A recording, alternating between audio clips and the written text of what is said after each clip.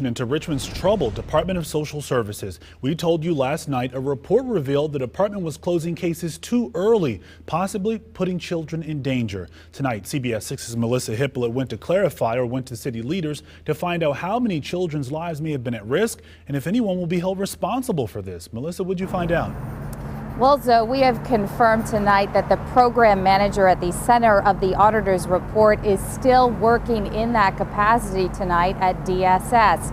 Now, sources close to this investigation told us last night her name is Sheila Smith.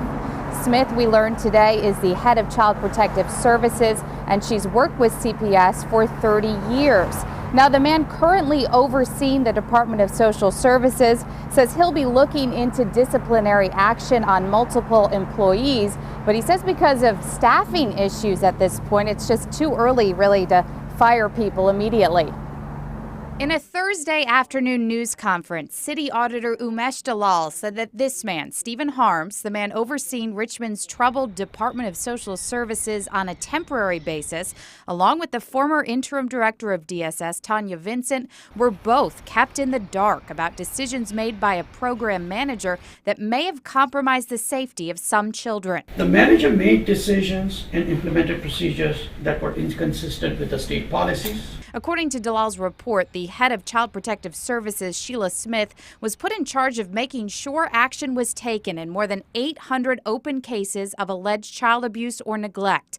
But the state later found that many cases that had been closed under Smith's watch were not investigated properly. The auditor concluded Smith may have put some children at risk in an attempt to close cases faster.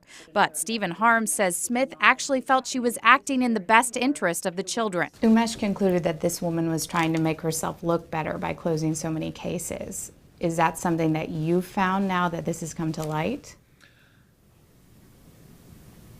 I don't believe so.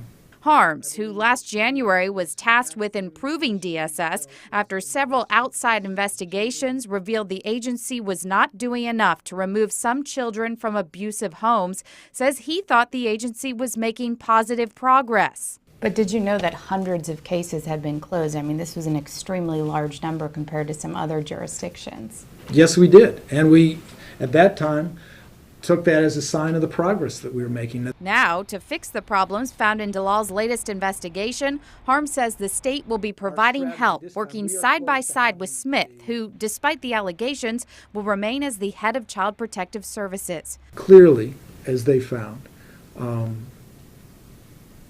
there were actions taken that we're going to have to take a second look at with the help of the state. Harms says one of the biggest problems the agency faces is hiring qualified CPS workers to fill 5 vacant positions. The agency currently has a backlog of 500 open cases. Remember, we're having a hard time recruiting people into this profession.